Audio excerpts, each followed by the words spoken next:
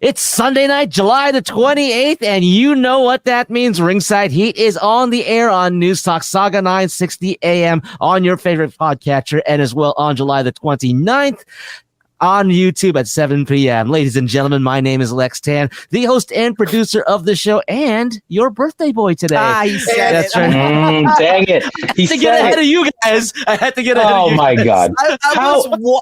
I was wondering if the host was gonna like normally somebody else says, "Hey everybody, it's so and so's birthday," but this Lex's host. Guess what? That's right, it's my birthday. Hey, Well, a happy. This is my only celebration of it today. That was my only celebration of it right there. My own personal celebration. There you go. Well, you know what, man? Happy birthday. Thank you. Yes. Yeah, happy birthday. Thank you for 100 years of being you. Wow. I was gonna say a happy 25th birthday, but Chico just exposed Lex's age. So that's just Yeah, his metabolic. dirty little secret there. I'm 100 years old today. That's Yes, just his he's a metabolic centenarian. age. Yeah. A centenarian, you know? Yeah. And let me say, for a guy who just turned 100, damn, I look good. Anyway, let's introduce the rest of our ring crew over here that's here today. First of all, to the right of my screen at the moment, he is our director of digital content at Tabuada 93, Jose Tabuada. And before we actually get to go around the horn over here, I want you to introduce yourselves and say hi and whatever like that, and give a little 1-minute blurb about a wrestling story that you encountered this week. Could be anything. So I did write that down in the chat as well. So Whoa, peeling back the curtains, showrunner. Okay. Hi. that's so there you go, Jose. Hi, Jose. My name's Jose. At Tabuada 93. I'm 30. And God, I'm put on the spot here. My wrestling story for the week. I'm probably going to take this from Chico. Slammiversary. That was this past weekend. I believe it was this past weekend or last weekend. Fun show. Last Saturday. So a fun show.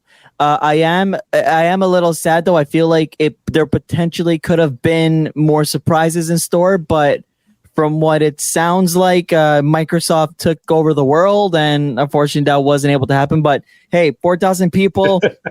Earl Hebner, quote unquote, redeemed himself, which I thought was a weird way of putting it.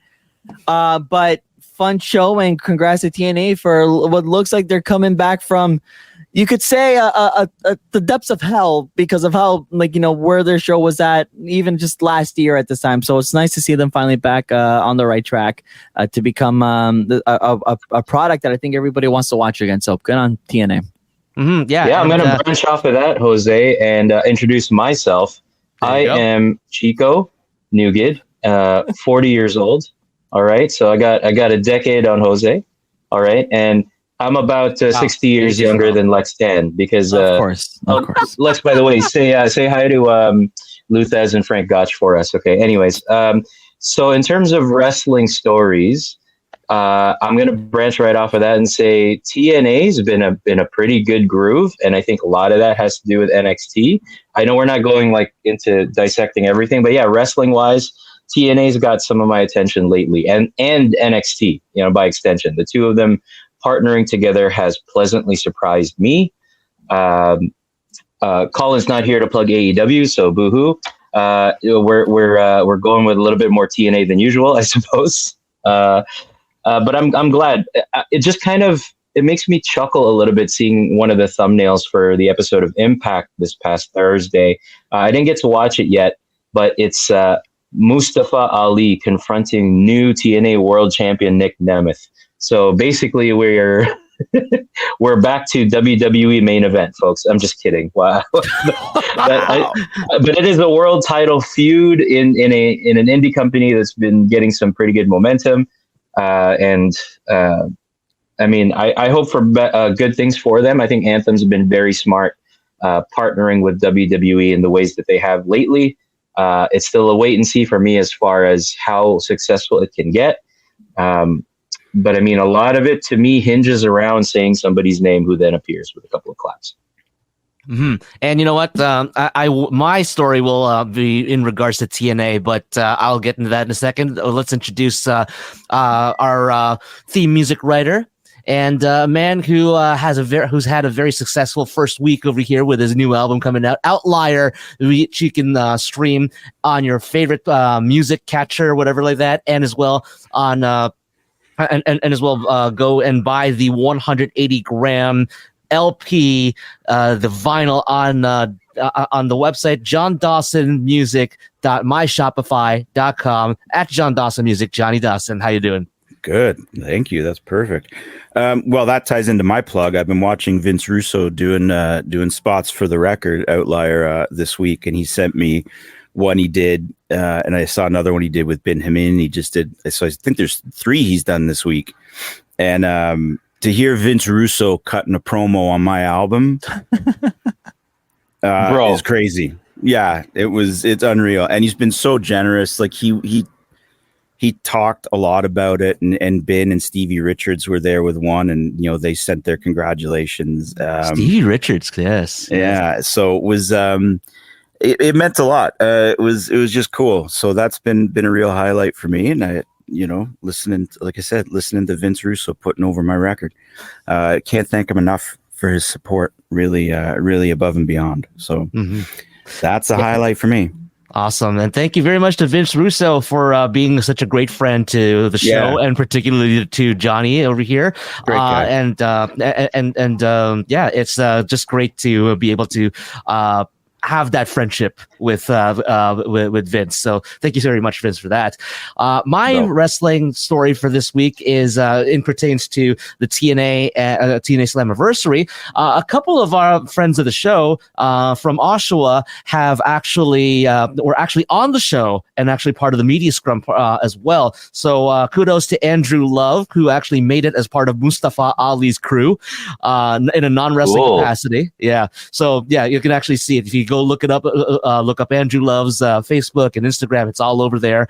And our good friend and his good friend as well as ours, Noah Canavan Tuck, who's under the wrestling name Owen Klein, was also a part of the TNA media scrum afterwards. And as he was reviewing it as well for his own social media, he said his name and somebody appeared right behind him, and then we had to clap twice.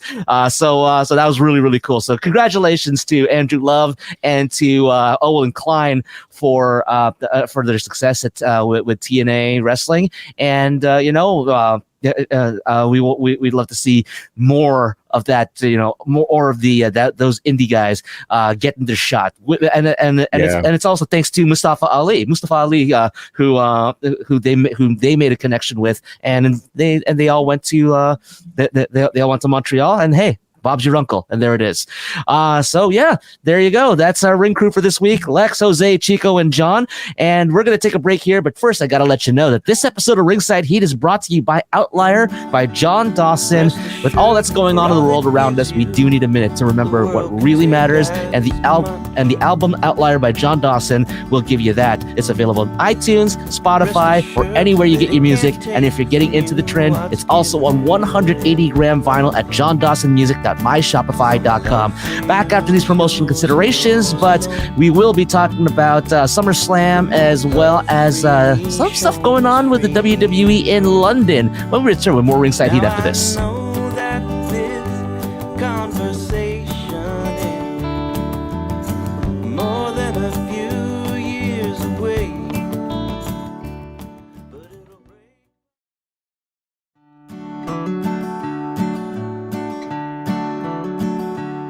Rest assured, I will greet you.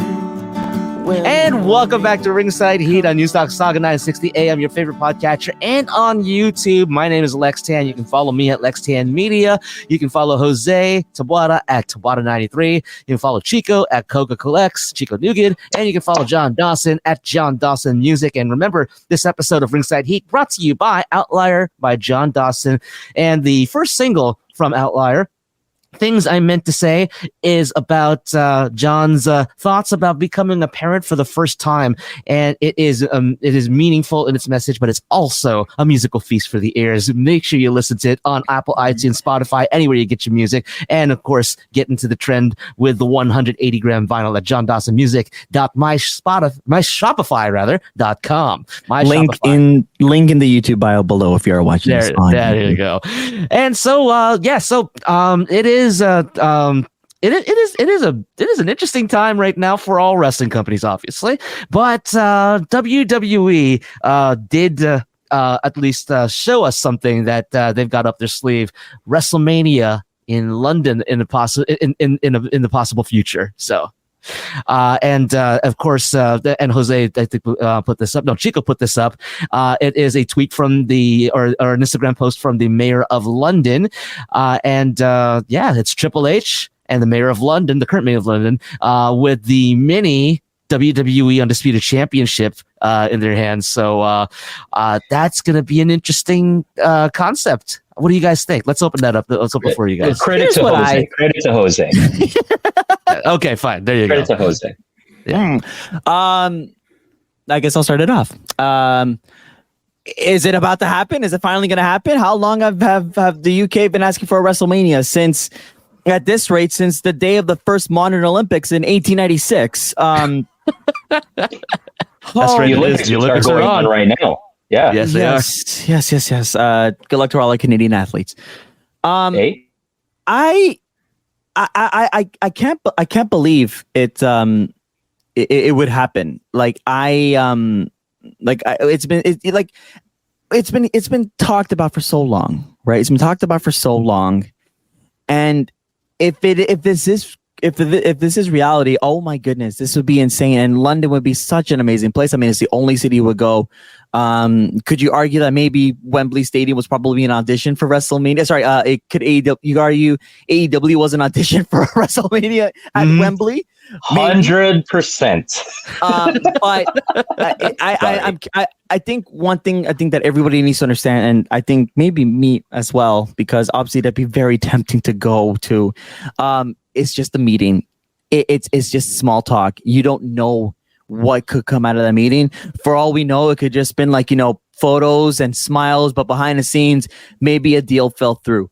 Who knows? But if you guys want to get a little bit excited or started to get the wheels turning, WrestleMania 42 is currently open. There were rumors about WrestleMania 43 being in Nashville because they are building a new stadium for the Tennessee Titans. So who knows what's going to happen? And also, don't forget as well, Indianapolis is owed a WrestleMania at some point because of that deal that got them the Rumble, SummerSlam, and WrestleMania. So it's very up in the air who could go where. Does Indy get their WrestleMania first? Do they get it out of the way for WrestleMania 42? Or do they maybe wait a couple of years for 44 because London could apparently be in the mix? So I don't know. It's really interesting, but shout out to London for finally getting the talks going, because again, this has been asked for a long time. So I think it's imminent, and which would be great. So hey guys, and Minneapolis would get screwed again. Sorry. They're one of their main promotional athletes is now under the list of they who shall not be named for a while. So, for Minneapolis, so I guess they're screwed in a few ways. Look, I've never been to Minneapolis, so I have no emotion about it ever going there. Don't know anything about their area. I will say that it is kind of exciting to hear about a potential WrestleMania in a European venue. We've all seen what the audience at Backlash in France recently could bring to the table. Lyon. Yeah, that's right, Lyon, France. And we have seen, as you have mentioned, the All-In spectacle last year in the UK from Jacksonville, a promotion to be unnamed during WWE broadcasts. And then, yes, I would agree with the sentiment that people would put out there that now that we're seeing these meetings afoot with the municipality of London and Triple H, a couple of things. Number one, yes, I really believe the AEW All In shows, counting the one about to happen, are more of auditions for being able to hold something as huge as WrestleMania. Now, all the All-Ins, I will give them credit. They have been huge, but I mean, they're for promotion distant number two. So there's nothing bigger than WWE in terms of professional wrestling, sports entertainment. It would be great for it to land over there. It would be tempting to go hop on a flight. I've never been to London. That would be a great reason to go.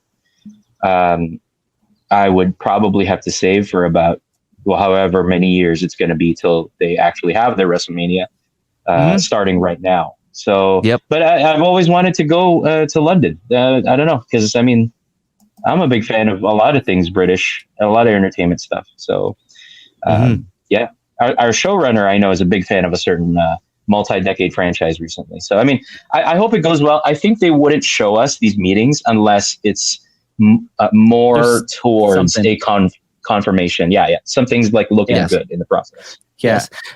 One thing I will actually add to that over here is that I was looking up Wrestling Observer newsletter, and Dave Meltzer provided an update on how this year's SummerSlam and AEW events are shaping up and everything, and of course last year. Tony Khan did mention about like, 80,000 people over in Wembley Stadium for all in for All Out or whatever, for their show. Apparently WrestleTix has made it known that AEW 2024 edition of All In is struggling to reach the heights of last year's event. The event is currently sitting at 42,155 with some movement over the past week. Meltzer's assessment states that the event is unlikely to host as many fans as SummerSlam and should be aiming for a paid attendance of 54,000, which would make it the third largest UK wrestling crowd ever, which isn't bad. Don't get me wrong. That's still an amazing crowd. And I'm sure that the AEW crowd is going to be is going to be great, but it's a potential drop from 70,000 to 42,000 at the moment to 54,000 to 20,000. A 20,000 point drop, and might drop to 30,000 next year, and that's but that's all speculation, obviously, right? Well, if it does drop, and I think this is the example of like what happens if you bring these large events on a consistent basis, right? It's for example, like, why does everybody, like, why are the French crowds, why is Puerto Rico, why was Scotland, why are those getting such big pops, right? Because they don't go there often, right? So obviously everybody's gonna want to really like yell their heart out because it may be the only time they get that chance. Of course, nothing's stopping them from flying over, but again, that's the point I want to make there. So it's not, I don't want to say that's surprising, but that's definitely like maybe a quote unquote factor, because I can see a lot of people saying, well, you know what, I've done it all in, right? I know the experience of what it like is to go to Wembley. I don't want to go back there. I don't need to do it again. I'm good, right? But so that could be a factor, which again, there's nothing wrong with that, of course. But again, this is not a knock at AEW or the event itself before everybody comes crazy on me. It's a WrestleMania. This is the world. This is the mecca for wrestling, right? It's just what's shaped what history has built and it's not even like it's been such a great development and rich history of that name alone that it's going to merit so much more. So again, it's not a knock at AEW. It says this is just what wrestling fans in the United Kingdom have been dying for, right? All In was like, here, great, we got something, we got our Wembley show stadium, and AEW probably want to take advantage of that because, hey, you know what, they've been asking for a stadium show, we got this, we're the saviors. That's going to quickly go away if a WrestleMania is official, because this is what everybody's been dying for so long, and I guarantee you the aftermarket or even the pre-sales are going to be absolutely ridiculous if it's announced and quick. Mm-hmm. It's because like it's a world. It's going to be literally a worldwide audience. I mean, like, yes, your majority is going to be North American here for WrestleMania in the States or in Canada, please. But a UK would get eyes for everybody in so many different levels, right? So it would be historic. So I'm not crazy worried about ticket pricing because that's just the nature of things. But oh my goodness, it would be huge. First outside of North America, that's gigantic. Yeah. Johnny, what say you? I loved the trolling WWE got over this because and it was just shot down so fast because I actually saw somebody say they're just trying to copy AEW. What? No, I saw that. I saw that. Sorry. Hilarious. Yeah. It was one of the highlights. That should have been my wrestling highlight because it was beautiful. And then we could just laugh off the rest of that segment. Kind of. You could just see the crickets rolling across his social media feed. You could just see the virtual little crickets and tumbleweed because no one cared. I think the one person who finally chimed in pretty much said what I thought everybody probably thought, which was key difference is WWE's probably getting paid to be there. Right. Yes. We talked about this earlier. That kind of full stop. That this London wants them. And I think this is an example where you see the vast difference. Not that it has to be articulated. We all know it. But once again, on display is WWE just being miles ahead of everyone else and still remaining unequivocally the industry leaders because they are doing something that should have been done a long time ago, which is really start to galvanize that international market. Because it is 100% hot and it has been for a long time, but for whatever reason, it wasn't taken as seriously. So I predict this will be an overwhelming success. And because London is a destination, it's very attractive. And I think this is a brilliant move and a WrestleMania in London. Yeah, coming off of Vegas, I think this is a great little follow up. So I think I like that you bring up taken seriously because I think there are a lot of factors as to why London's finally noticed because obviously between 1992 and today, right, two very different landscapes. And you could argue that WWE the golden era was booming, right, for London to get SummerSlam, as Chico has that poster as his background, right? So the wrestling environment at that time was probably massive, right? I wasn't born, but and I'm sure you guys can attest. I'm sorry, but I'm sure you guys can attest that yes, wrestling was big at the time, and then it started to go down. What WWE wasn't doing stadium shows during the Attitude Era, not until WrestleMania 17. So you could argue that nobody really wanted it, right? And so I think again, London seeing the success of All In, right? They see what AEW did, are like, wow, this brought in a lot of hype and a lot of people. And then they start seeing the international shows. Like I said, everybody having a time of their lives, getting excited. So I can see London being like, damn, wrestling is getting hot again. And it's working at all different international venues. Their gates, their revenue, the merchandising, whatever, everything's flowing so well for cities that get regular like PLEs. So imagine a WrestleMania, and it's funny because the Olympic Games have started in Paris. They started this past Friday, and cities pay the IOC, the International Olympic Committee, to bid, saying, "Hey, we want the Olympics. Here is $2 million. We want to get up the bat. We just want to get up the bat. Here's $2 million to officially for our application for the bids for our games, for the games, and here's why we think we'd be great hosts." They pay the IOC to bid. I believe I'm not going to confirm this. I can't confirm this. Not words. I don't want my words to be taken as gospel, but I feel like I've heard at one point that cities have started to pay WWE or started to formally place bids to be like, "Hey, bring this to us, please." Yeah, because I think this is going to work. It's like basically paying a loan and you're going to get it back later. Yeah. So I can see London being like, we need this. It's working elsewhere, and WrestleMania is the pinnacle. We're going to get like 5 times the money that all these cities got, all these countries got, because this is WrestleMania. And you couldn't, you couldn't blame WWE for kind of attaching, even if it was, you know, 500 grand. That's nothing for a city to go, let's throw our hat in the ring for a pay-per-view. I mean, I suspect they're probably not doing it now, but I have a feeling I could see them doing that. Who wouldn't?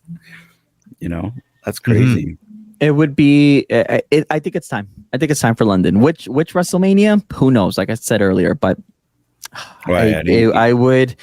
So I guess it's not right after Vegas, eh? I for some reason I thought it was. Well, not necessarily, but it could be. It could be, and that's why I brought up Indianapolis, and which is why the timing of these meetings are so crucial. Because if it wasn't for that Indianapolis deal, I would say London gets WrestleMania 42. Like 2026 belongs to London, but you know, with Indianapolis getting guaranteed a WrestleMania, I feel like it's either A, it's 42, or B, the reason that they haven't announced which year Indy gets their WrestleMania is because London became a massive factor all of a sudden. And that the WWE is wondering, should we pull the trigger in 2026 or do we wait for 2028? That or 2027. Again, I can't exclude WrestleMania 43. I can't really put those natural rumors as concrete. So that's my bad. But that's crazy. It could be any of those, man, because Indy, like, they have several shows. So it's not like they need to right away do the WrestleMania thing. It could be their last one. It depends on the contract. It depends on what was agreed on. Yeah. Right? Yeah. So you know who the heck knows? But oh boy, what an interesting few years we're gonna see. I feel like we're now our own version of the Olympic bid. Yeah, it's true. And here's the thing. Speaking of bidding on WrestleMania, I can't find exactly when cities started to bid for WrestleMania. However, there is an article published on Variety.com. It's basically about WrestleMania setting off a bidding frenzy and 14 cities hoping to pin down a WWE event. This article was published on March the 28th, 2010. So remember reading that. I feel like I know what you're talking about. Yeah, and so it's cities have been bidding to host WrestleMania for a long time now. So at least 14 years, according to that article. So it's the credence to Tony Khan likely had to pay or had to, of course, rent the venue himself. But then it wasn't like AEW was being given money by the city of London. Now it's like if this does happen, yeah, of course London is going to is going to have to put the money down in order to get into the WrestleMania consideration. They probably used some of the money they got from Tony Khan for the bid. Just thought in my head. Hey, whatever, it's money. Yeah, exactly. Turn it right around. Either way, yeah, as you're saying, as we were saying over here, it's going to be an interesting few years of pay-per-view venues and stuff like that, especially to where WrestleMania will be held. It would be and if London does get it, it would be the third WrestleMania to be outside of the United States. Of course, 2 here in Toronto. So we're going to go to break over here, and we're going to talk about SummerSlam, but just remember that this episode is brought to you by Outlier by John Dawson, available on Apple, iTunes, Spotify, anywhere you get your music. Buy it on 180-gram vinyl at johndawsonmusic.myshopify.com. Back after these promotional considerations. When the daylight's done, with me here, you're not so all alone. With me here, you're not so.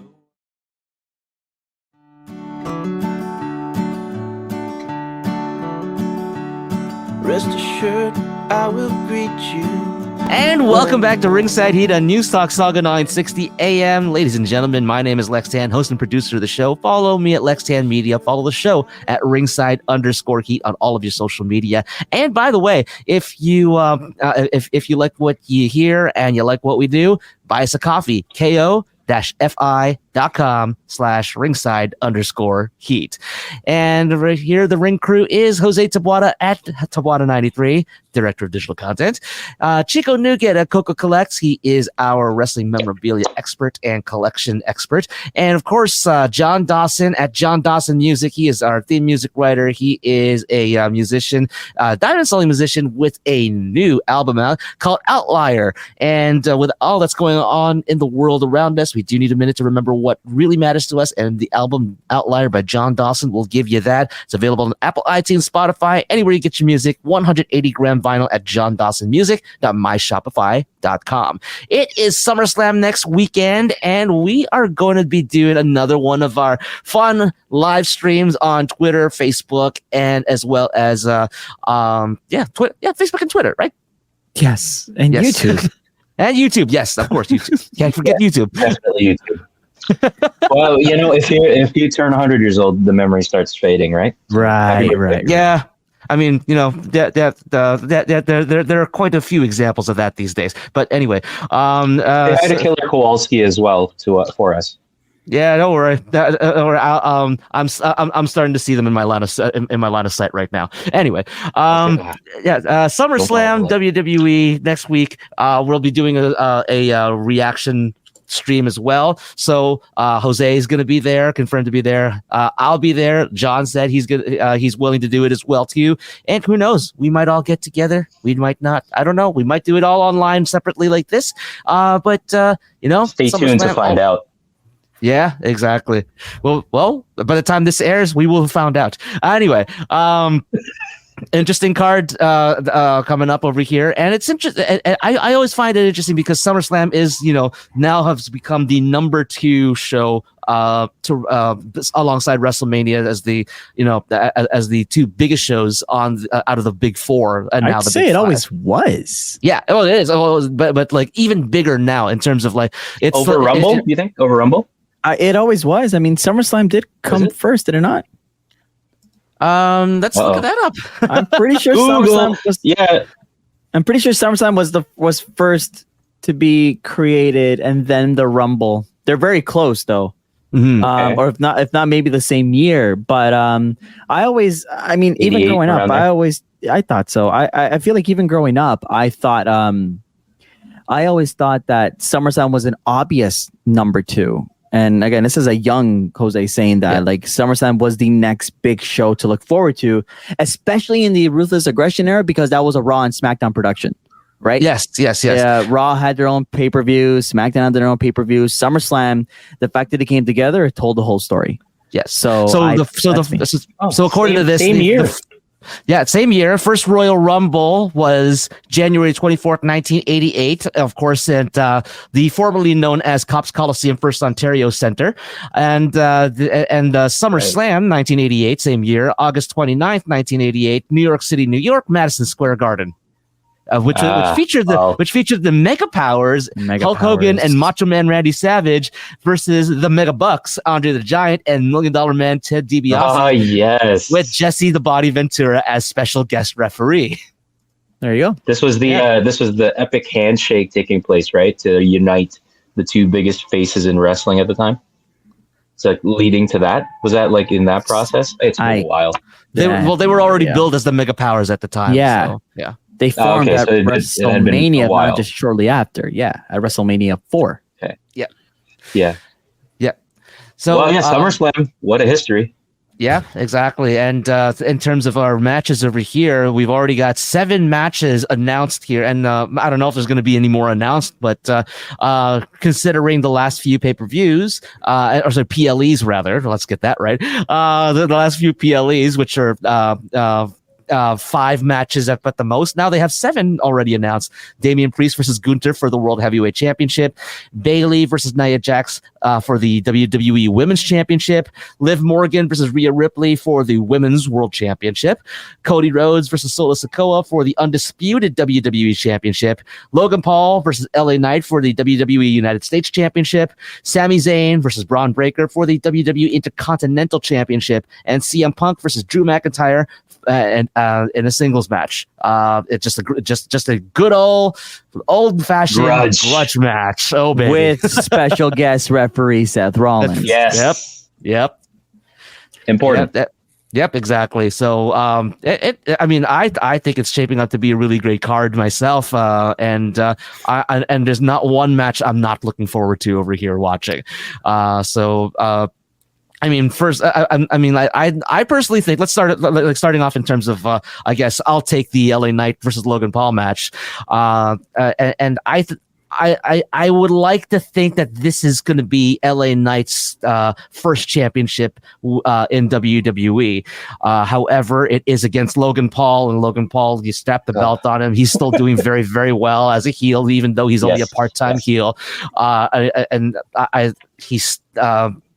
I can't discount the fact that they're still going to keep the belt on him because because that's money. At the same time, I feel if that I want to see LA Knight beat Logan Paul, because that would be a huge boost to a huge boost and a huge push for LA Knight. Yeah, that one feels more plausible to me. I'm leaning towards Priest retaining. I don't know if I'm in the minority on that, but I have no problem with it. I think Priest is just getting started.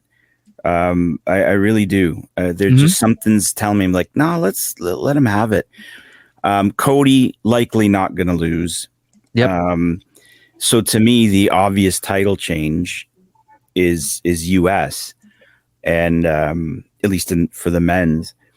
And you can do lots of other things with Logan Paul. I think we've had some fun with it. He's elevated the profile of the belt to a point, but it's time to get it back in house. And get it on a guy who can really put it to work. To me, that would be the best outcome. I like the idea of Gunther getting it, but I think you got money in a trilogy with Damian and Gunther. As the Damian character evolves a bit more, as he invariably comes at a Judgment Day, or spins off somehow, whatever that looks like. So that for me is the one I'm most interested in watching. Punk McIntyre sounds like a lot of fun. Oh, that's going to be so much fun. Yeah. Seth is going to do something. I am actually not looking forward to Cody and Solo being the main event. That's my take from this. Okay. It's not a compelling story. Solo is not it. I think it's nice to see the bloodline rejuvenate, and to be honest, I feel like it's all the signs are pointing to a Roman return, which is what the only thing people are going to matter anyway, because they know Cody's going to retain. Yeah. And I just think that that's really creepy that you have he'll retain. Yeah. Sorry, Jose. And so I just think, no, you're good. And so I just think that it's the focus is not going to be there for this match because of the impending Roman return. If it does happen, and I know a lot of people will be upset if it doesn't happen. So it just it seems like we're only going to count down for the seconds for the match to end, so we can see Roman. That's my concern, which sucks because I think Cody deserves to be in a better spot, and it is a great reign. I'm not going to say that I'm not going to go as far as people saying that it's a terrible reign and Damian Priest is the better title reign. Relax, still Cody, he's doing just fine.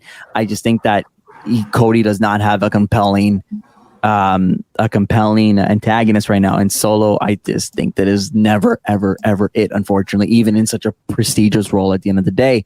My main event I think would be Punk McIntyre because of how insane this has been developing.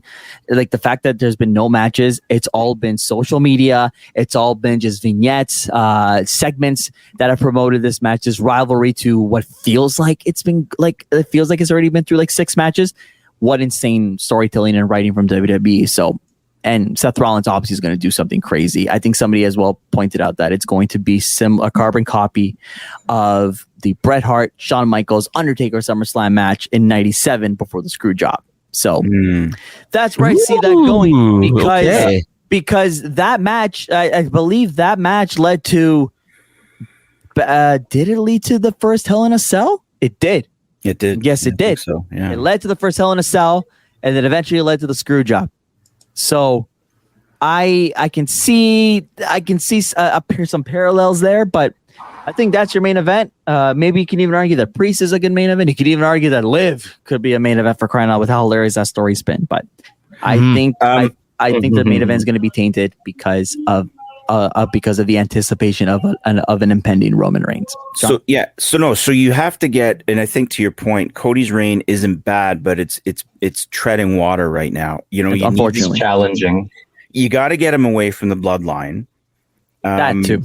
Like, to me, and another reason I don't mind Gunther losing, I know they're on different brands, but somehow you got to get Gunther and Cody in a program together, or absolutely. Start teeing up a Randy turn, which would be a much more compelling story. But this looks like a vehicle to get Roman back in the picture with a save of Cody is my prediction. The iconography of those two of those standing side by side against the bloodline does pop me, because I think that'll happen, and that will just tie that up as a little epilogue.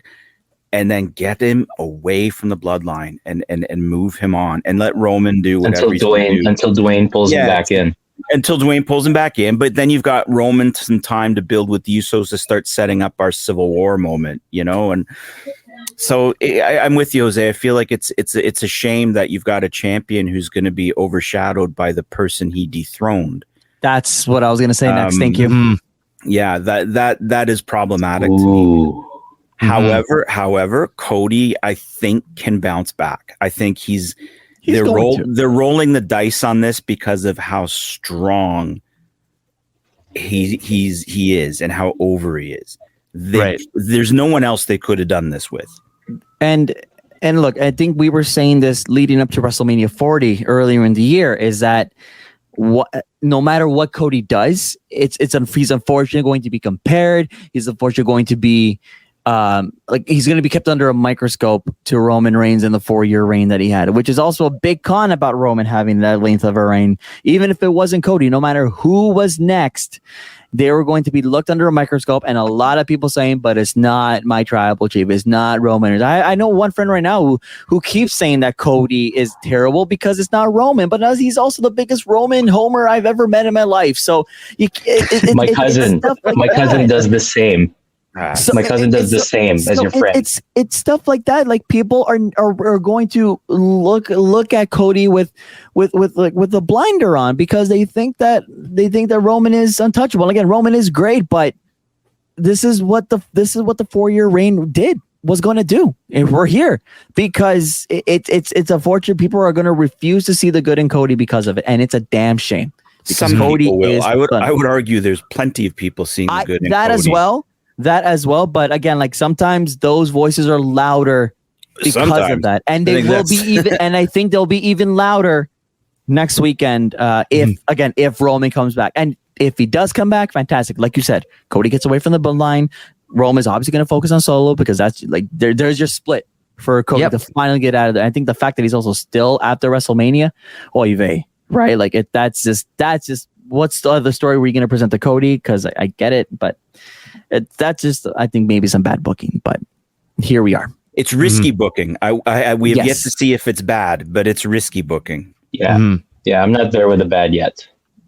Yeah, and it's never gonna be a fair comparison. You guys are bang on with that, and that is a consequence. Yeah, I mean, I'm just affirming you guys. It's not the most thrilling thing because Solo is so low on the totem pole. And I'm just waiting for Jacob Fatu to kind of like unseat that guy at some point, or something, because he's already, to me, outshined the guy he keeps putting the necklace on. Yeah, I might just stop shy of electing Jacob Fatu president as Colin would, but I am impressed. Give it all to him. He's to me a much scarier Umaga. That's all I keep thinking when I look at him. Like, this is what Umaga should have been. Yeah, exactly. He's doing the role that Solo should have done with Roman. Yes, exactly. In that way, he's a better enforcer. Yeah, Oh, yeah. Solo By was a supposed country to be, mile, man. we were supposed to be saying this about Solo, about being Yeah. Umaga or a better Umaga, and it didn't happen. Nope. Jacob shows up for 2 minutes. Oh my goodness, there is our Umaga. 2 minutes. Did not take long. No, it did And not. with good reason, by the way. And that's the thing is like, you know, as much as I know us as a show, and our MO is to support the men and women in this industry, these performers, these great people that are doing this. I find it to be tough to with Solo because. Yeah, you can tell. I'll give him his due. He's really been trying, and he's really been his best to develop that character and to up the game. And I think that he's upped the game, his own game himself. But then at the same time, when you have somebody with that X factor like Jacob Fatu brought, and you immediately just snap your fingers, boom, that is what Humaga was supposed to be, or this is who Solo's supposed to be. It's like how do you course correct for that? I can tell you. Look at the 90s Nation of Domination. That's how you course correct. Ooh, okay. Okay. Very nicely said, Yes. Mr. Dawson. That's the Rock. That's the Rock. Is it your birthday? Oh my. Look. Wow. Well, I mean, to tag on to that, I guess, lastly, that iteration of the Nation, I guess, for the bloodline, enough is enough, and it's time for a change. Wow. Look, there it is. Sorry, that was. I did not. I don't know what came out of me. I'm so sorry. It's okay. What I wanted to say was, and we're drifting a little bit of summer away from summer when I say this.